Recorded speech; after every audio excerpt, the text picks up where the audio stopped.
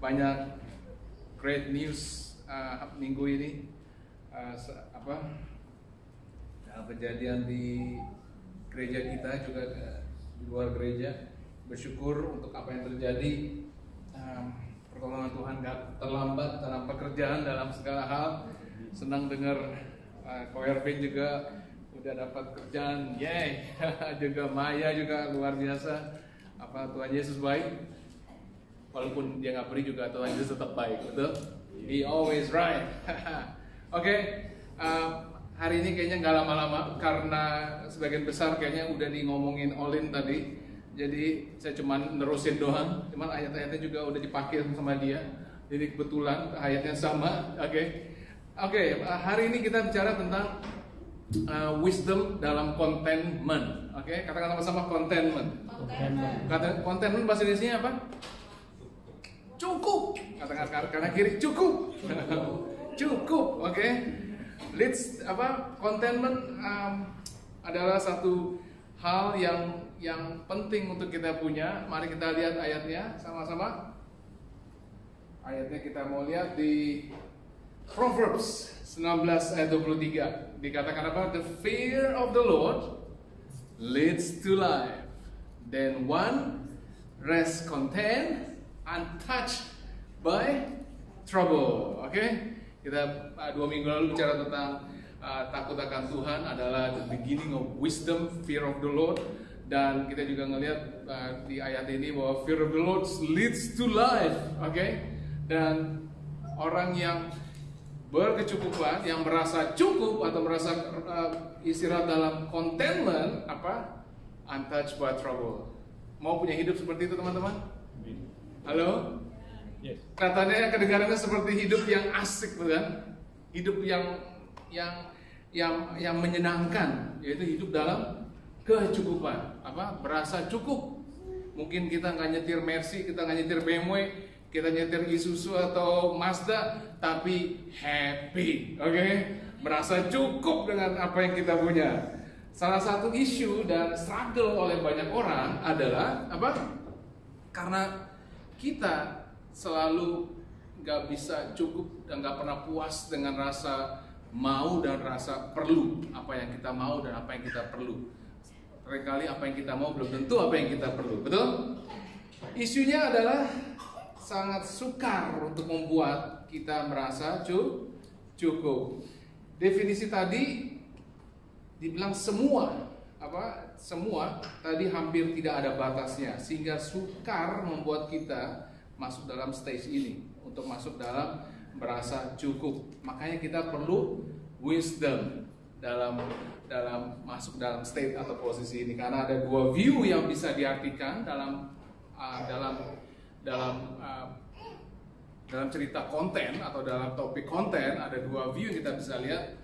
Dari positive view konten, kalau kita ngomong contentment, kita bicara tentang apa? Kepuasan, ya. Oke.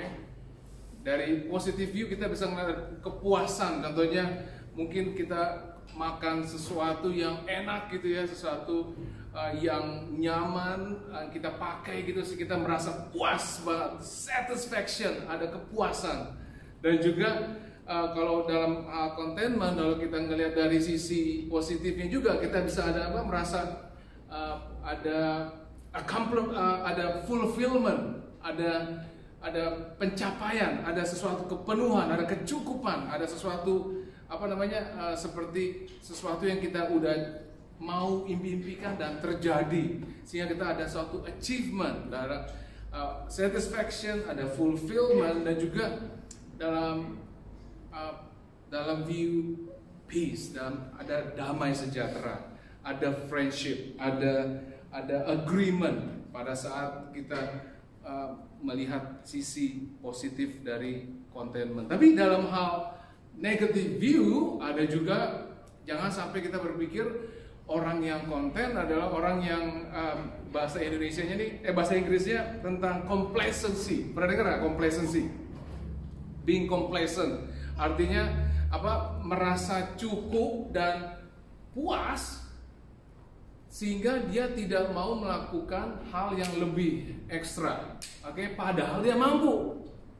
Halo, teman-teman, dia mampu, dia sanggup, tapi dia nggak mau melakukannya. Saya dulu ada teman, dia pernah cerita sama saya, dia waktu dari Auckland, dia pindah ke Hamilton.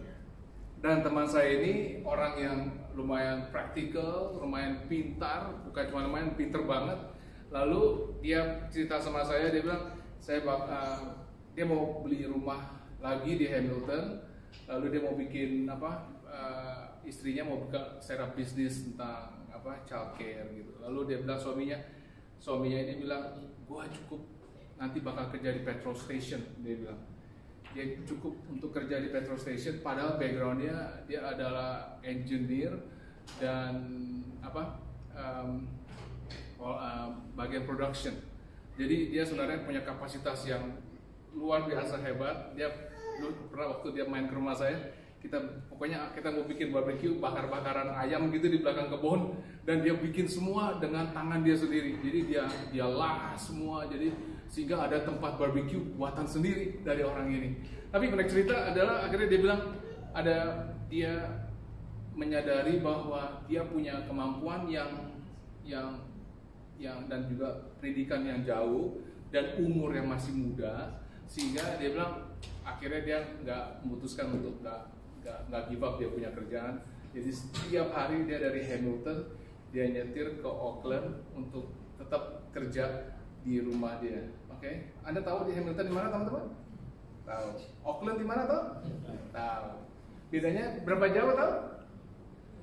1 jam. Haha, belum termasuk macet. Oh, Oke. iya. Seperti nyetir dari sini ke hampir ke Hammer Spring kayaknya. Hammer Spring 1,5 jam, itu jalannya lancar. Kalau itu 1,5 jam, tapi kalau untung, kalau lagi macet bisa 1,5 jam lebih kayaknya pasti ya. Mungkin dari ujung Auckland aja ke Central Auckland bisa 1,5 jam kali. Kalau kita macetkan dari Auckland pasti tahu persis.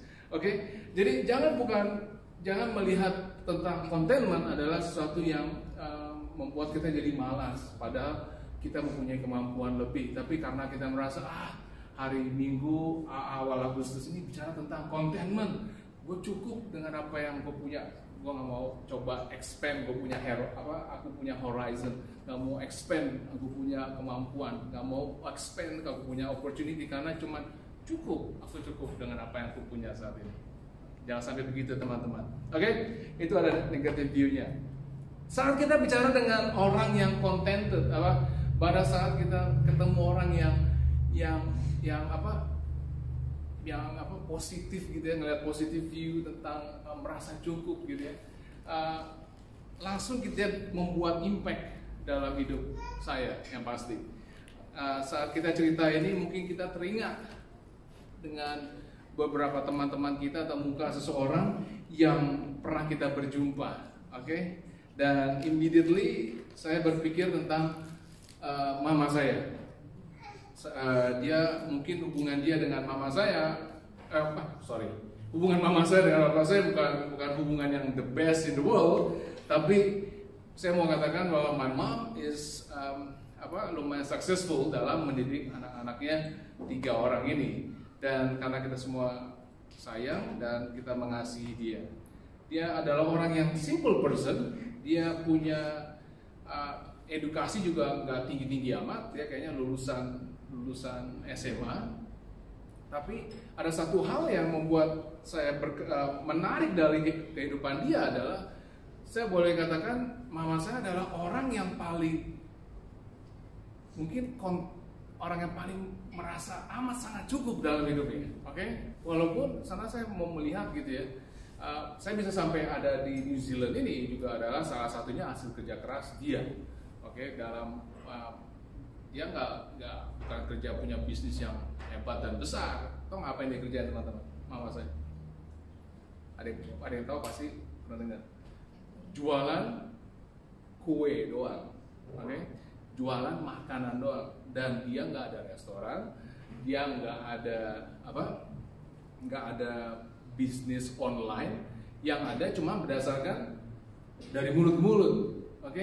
Satu yang menarik adalah karena saya ngelihat bagaimana dia menjual kue adalah dia menjual, misalnya dia ada orang pesan gitu ya, lalu dia nggak pernah bikin, misalnya cuma orang pesan 20 apa contohnya,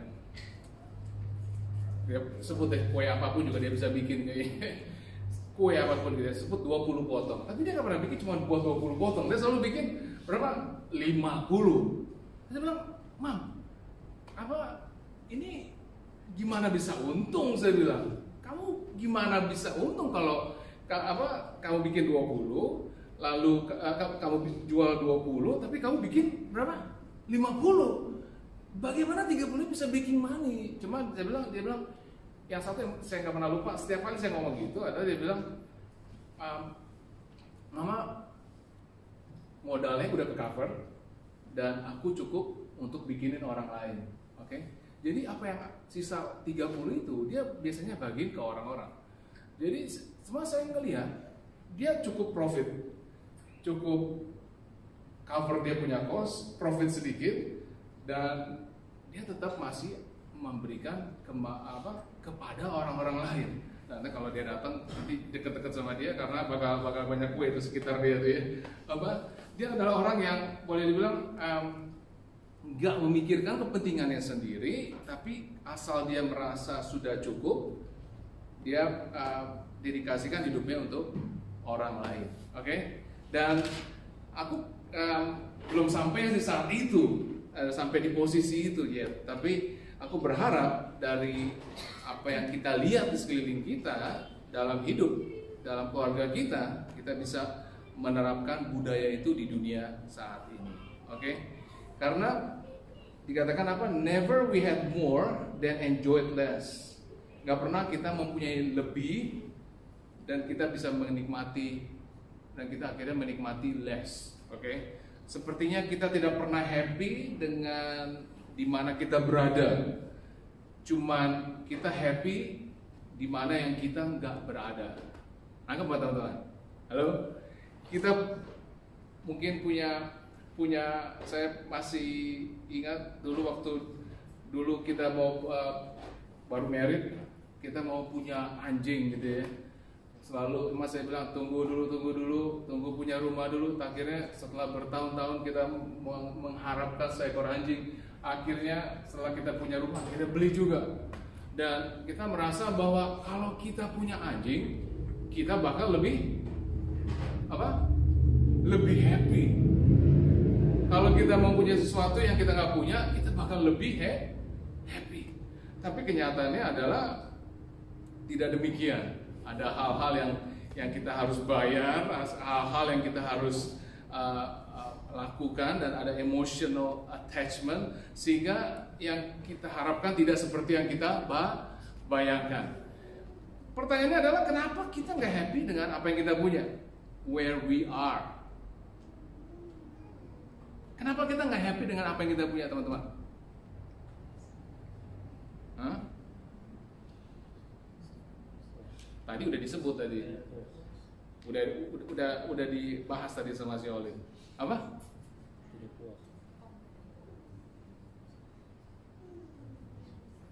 Apa jawabannya apa? Comparison. Oke? Kenapa kita nggak happy dengan apa yang kita punya? Seringkali kita compare. Oke? Apa yang membuat kita jadi demikian? Satu musuh dari perasaan merasa cukup adalah comparison. Di Amsal 14 ayat 30 mengatakan demikian. Hati yang tenang menyegarkan tubuh, tetapi iri hati membusukkan tulang. Okay? A heart at peace gives life to the body, but envy rots the bones. Okay? Anggap teman-teman, hati yang tenang menyegarkan tubuh, tapi iri hati membusukkan tulang. Okay? Comparison. Tadi saya nggak janjian sama dia, rupanya dia ngomong juga tentang tentang social media. Saat ini social media bisa membuat kita membandingkan dengan apa yang kita punya. Alright? Mungkin kita saat ini lagi holiday ke cuma 1,5 jam dari Christchurch, oke? Tapi begitu kita lihat sosial media, wow, lagi ada yang di Holland, ya, lagi keluar negeri, sehingga mendadak kita punya holiday nggak menjadi sesuatu yang spesial, bukan? Karena orang lain punya lebih hebat, lebih bagus, lebih luar biasa, oke?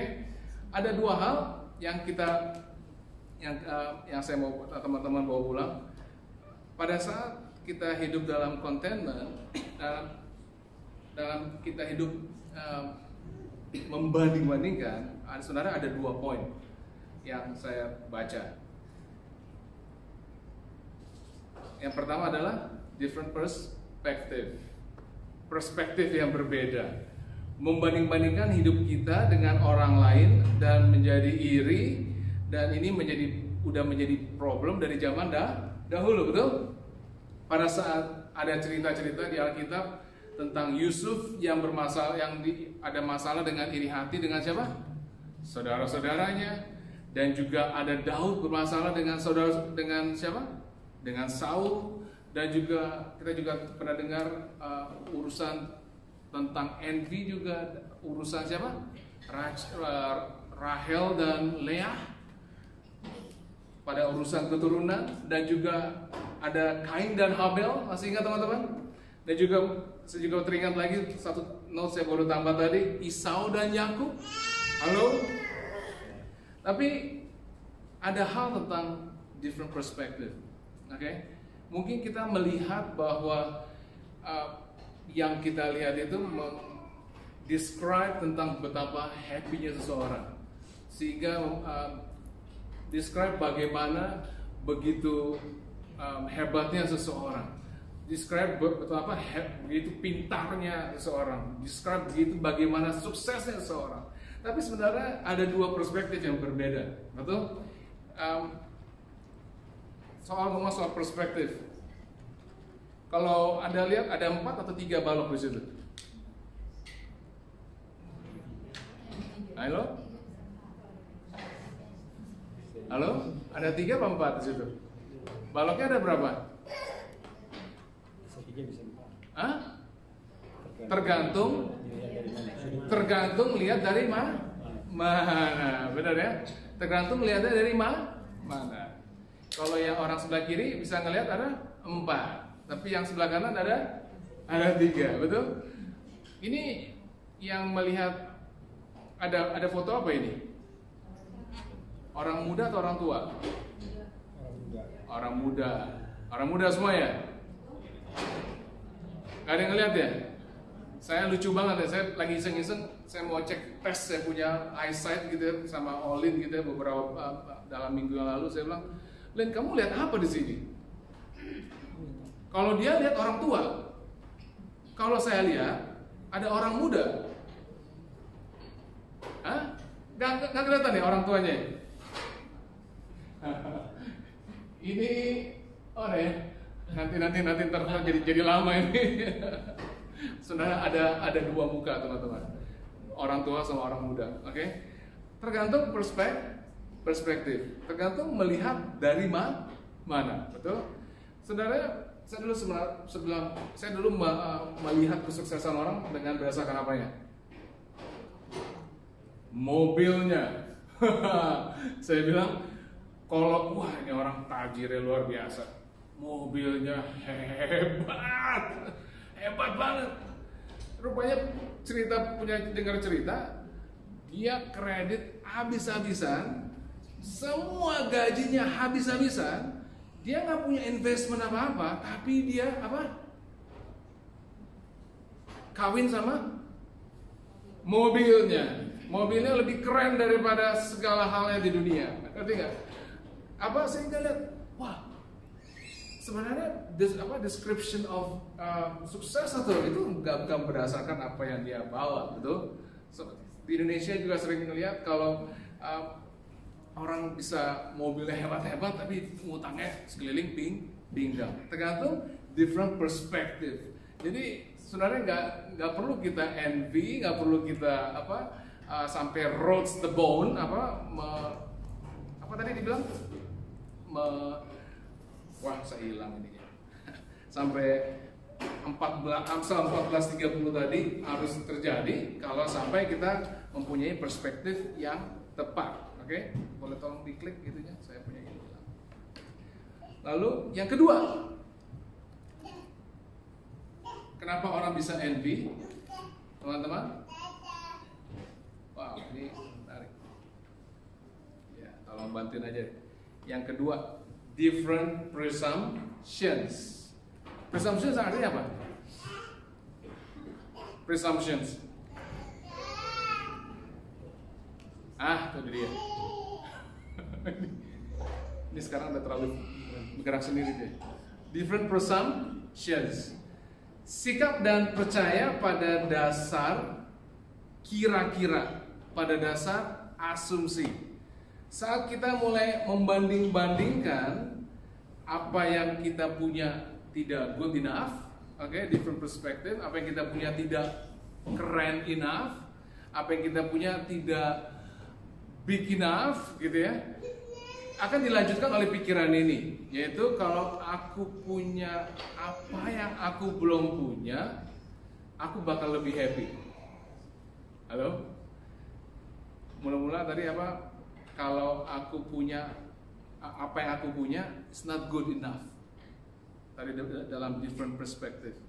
Lalu yang kedua, pikiran kita pada saat kita apa yang kita punya nggak good enough akan dilanjutkan dengan pemikiran bahwa kalau aku punya apa yang tidak aku punya, aku akan bakal lebih happy.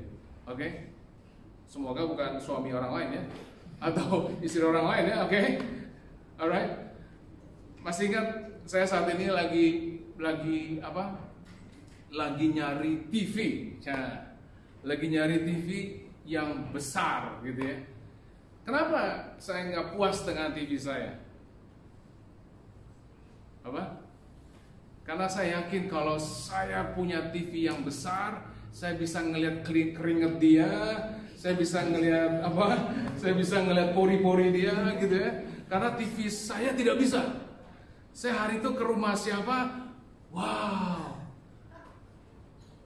TV-nya bagus ya, apa namanya, matanya jelas banget ya, sampai bulu matanya pun juga ada kelihatan gitu ya. Halo, dan TV saya tidak bisa, oke? Apa yang saya punya nggak good enough, dan saya mikir kalau saya punya TV sebesar TV dia, apa? Saya pasti lebih apa? Happy, bener ya? Gimana sih nih? Lebih happy. Padahal saya kalau saya melihat masa lalu saya, masa lalu saya dulu, nggak tahu teman-teman ada yang lahir dengan TV masih hitam putih? Halo? Tuh, ya kan? Yang banyak kan di sini pada nggak pernah ngelihat TV hitam putih, betul kan? Zaman Anda lahir, TV yang paling besar pada saat itu TV berapa inch?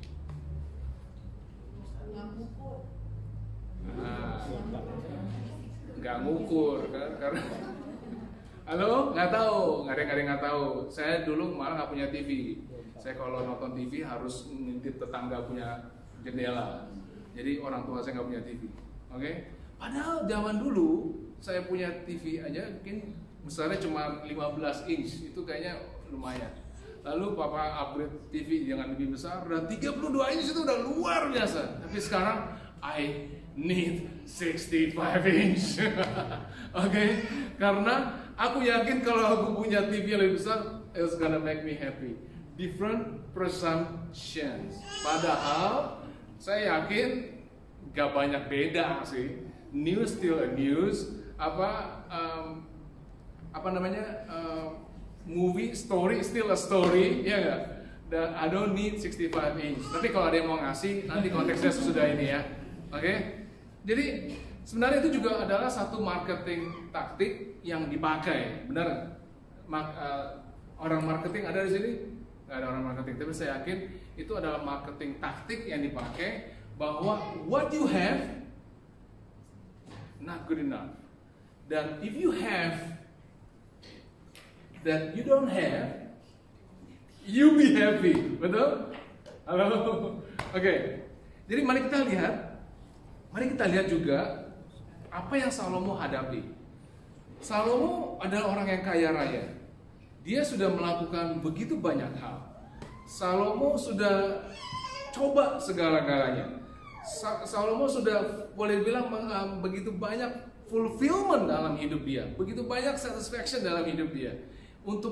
Tapi ada satu hal, dia coba segala-galanya untuk isi kekosongan apa yang kurang dalam hidupnya, dan dia tidak menemukannya. Mari kita lihat di Pengkhotbah 4 ayat 6.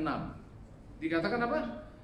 Better one handful with tranquility than two handfuls with toil and chasing after the wind. Oke, kalau Anda buka Pengkhotbah 4, begitu banyak kata-kata bahwa tentang apa? Tentang jeripaya dan usaha menjaring angin. Katakan sama-sama, jeripaya. Menjaring angin. Mungkin nggak menjaring angin, teman-teman? Nggak mungkin. Oke? Simple statement banget dari Salomo, begitu simple. Dia mengatakan bahwa satu handful ketenangan lebih baik daripada dua genggam. Aku harus berjerih payah dan usaha menjaring angin. Salomo tulis ini beberapa kali, dan kalau kita lihat jerih payah dan usaha menjaring angin adalah, dengan kata lainnya bahasa Inggrisnya ditulis vanity, yang berarti apa? Kesia-siaan atau worthless. Oke? Aku kerja keras. Ada pernah dengar nggak? Aku kerja keras biar aku apa? Kalau di sini mungkin beda kali ya. Biar aku bisa dapat PR gitu ya. Biar aku kaya. Bukan cukup kaya, bukan? Kaya apa? Kaya raya. Halo. Aku mau kerja keras buat aku kaya raya. Karena kalau aku bakal sangat happy, saya ulang ya, karena aku bakal sangat happy kalau aku kaya raya. Betul? Tapi saya mau nanya, pertanyaannya to the floor. Angka berapa yang Anda bisa katakan Anda kaya raya? Jangan sebut 1B ya. Karena zaman dulu waktu saya kecil 1M besar gitu ya. Sekarang 1M nggak ada artinya. 1B mungkin bakal membuat saya lebih happy. Saya sempat baca bahwa di mana ya? Saya nggak ada di sini, cuma Anda cek sendiri bahwa dari ada itu pernah ada survei dari 25 milioner, oke? 25 milioner dolar ini ya, bukan dolar rupiah ya. Bukan dolar rupiah. Bukan ada 25 juta rupiah gitu ya. Tapi 25 juta dolar gitu ya. Dolar, peduli deh, pilih deh, Anda mau pilih dolar apa deh? Dolar rupiah, dolar Indonesia silakan. Oke? Dolar Inggris ya. Cuman berapa, kalau nggak salah saya sebut ya, 2 atau 3 dari milioner itu yang merasa bahwa dia happy. Oke? Dengan 25 dari 25 milioner, tidak semua merasa happy. Dikatakan pada angka keberapa, pada jumlah uang berapa yang membuat dia cukup happy? Dikatakan 500.000. Wah, itu juga masih besar juga sih buat saya. Tapi yang pasti bukan millions and millions of dollars, dia bilang. Karena pada saat itu semua keperluan dia cukup. Oke? Beyond that akan membuat seseorang menggenggam jeripaya dan mengejar apa? Menjaring angin. Oke? Filipi 4 ayat 11 sampai 13 tadi ada dikutip oleh Olin tentang siapa? Tentang Paulus. Dikatakan ya, ini ayat yang tidak asing lagi kalau kita bicara tentang contentment adalah tentang ayat ini. Kukatakan ini bukanlah kekurangan, sebab aku telah belajar apa? Sama-sama katakan. Aku telah belajar mencukupkan diri dalam segala keadaan. Oke? Dalam segala keadaan termasuk apa? Kalau Anda lagi susah, dalam Anda lagi happy, dalam Anda lagi kekurangan, dalam mencari pekerjaan, dalam mencari apa? Kesehatan Anda, dalam segala keadaan telah belajar mencukupkan diri. Paulus tidak lahir dengan perasaan konten, oke? Tapi dia belajar untuk mencukupkan diri dalam segala keadaan. Dan dikatakan bukan berarti Paulus tidak pernah mengalaminya, betul? Dia tahu bahwa apa itu kekurangan. Dia tahu juga apa itu kelimpahan. Kita kadang-kadang bisa bilang orang, lu nggak tahu apa yang gua hadapi karena lu nggak pernah susah. That's not true, teman-teman. Oke? Paulus pernah mengalami kelimpahan, Paulus pernah mengalami kekurangan. Oke? Tapi dalam segala hal dan dalam segala perkara tidak ada sesuatu yang merupakan rahasia bagiku, baik dalam hal kenyang maupun dalam hal lapar, baik dalam hal kelimpahan maupun dalam hal kekurangan. Oke? Dia pernah mengalami itu semua. Dan Filipi 4 ayat yang tidak asing lagi buat kita mengatakan apa? Segala perkara, termasuk dalam hal kekurangan, dalam hal apa tadi? Kenyang, lapar, dalam hal Anda belum merasakan cukup, mau belajar untuk merasa cukup dalam segala perkara. Apa? Dapat kutanggung di dalam Dia yang memberikan kekuatan bagiku. Amin. Oke, bukan kata saya, tapi kata Pak Paulus. Hidup dari Paulus yang kita bisa belajar, teman-teman. Oke. Apa yang kita bisa pelajari dari hidup Paulus? Hanya cuma 2 hal. Kita mau nggak lama lagi. Yang pertama adalah karena kita mau lihat dari pengalaman hidup Paulus. Yang pertama adalah menyadari apa yang kita punya. Halo, menyadari apa yang kita punya. Anda bisa list di pikiran Anda apa yang Anda punya, oke? Apa yang kita punya hari ini yang nggak menyenangkan? Mungkin apa? Saya dulu di kamar mandi, saya pernah cerita di kamar mandi dulu waktu saya tinggal di Wellington, rumah sewaan saya yang pertama. Dari kerannya keluar jamur. Pernah lihat jamur, teman-teman? Jamur tumbuh di mana? Di kebun. Dalam kasus saya, jamur tumbuh di samping keran. Wow, betul, persis. Tapi begitu saya beli rumah lagi, saya punya kamar mandi improve dari yang ada jamur. Sekarang ada lengkungan, tapi masalahnya saya nggak happy juga karena saya tidak bisa bersihin.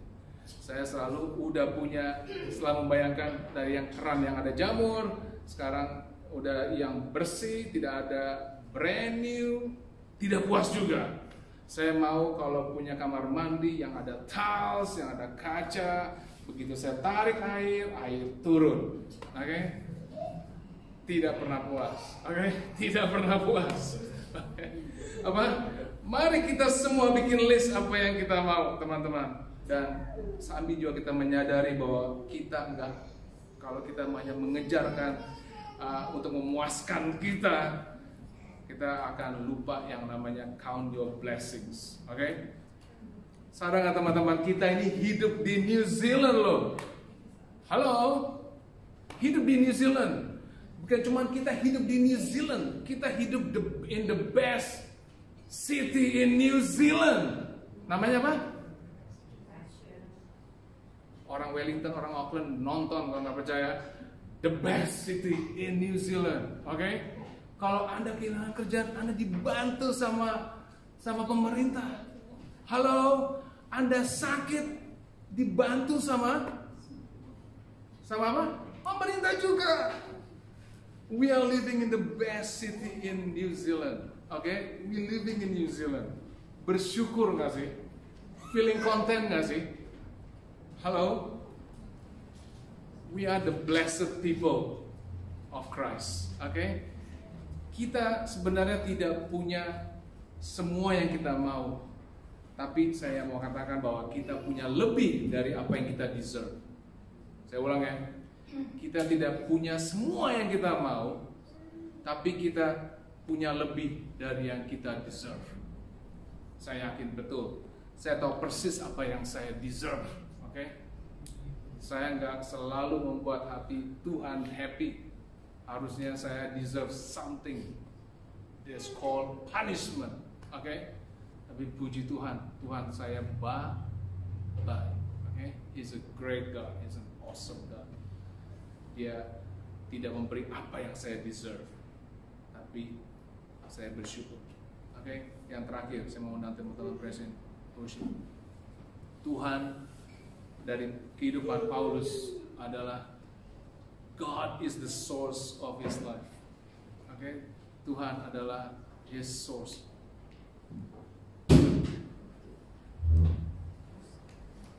Okay.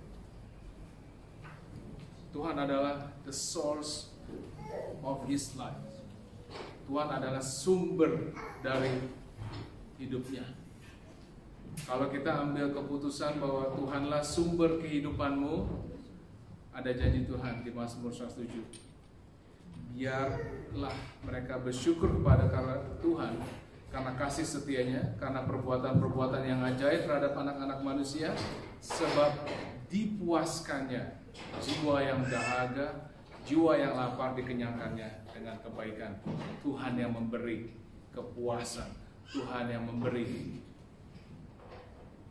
kekenyangan kepada kita, Tuhan yang memberi kebaikan buat kita.